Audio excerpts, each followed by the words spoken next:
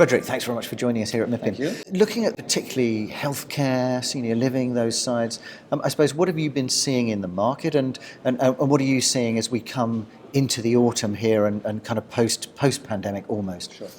Well, I think what we have seen, of course, during pandemic is maybe initially like people just starting to scratch their heads and thinking about what they are going to do, particularly investors in the traditional, sectors, larger sector of real estate, i.e., office, retail, and thinking as this thing, unfortunately, sort of started to linger, that they needed at least to think about potentially diversification strategies or alternative strategies.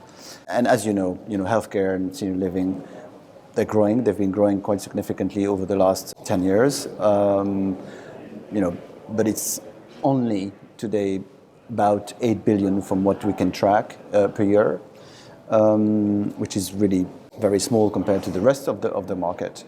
So you can imagine that any small shift away from office or retail has quite a major impact. So we are seeing a lot of interest coming to the sector.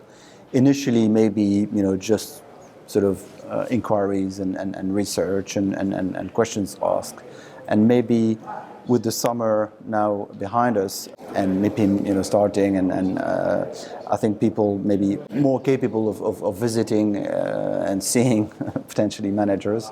I think finally some more action happening and keener interest, not only from the investors who were already in that space, but also from investors that we did not use to see, either because they were, again, office or retail, so more core markets, but also foreigners, non-European investors. So we are talking to people, from China, from the US, or the Middle East. There was a deal announced recently of a major investment of a Middle Eastern investor in Germany, in the senior space in Germany.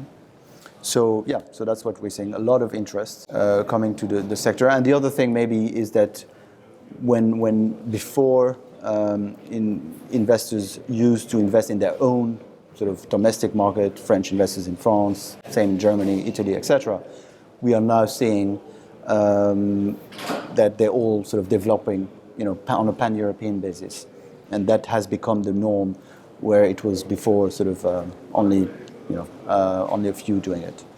And do you expect to see that investor interest, particularly from international capital, expanding? Do you see that growing?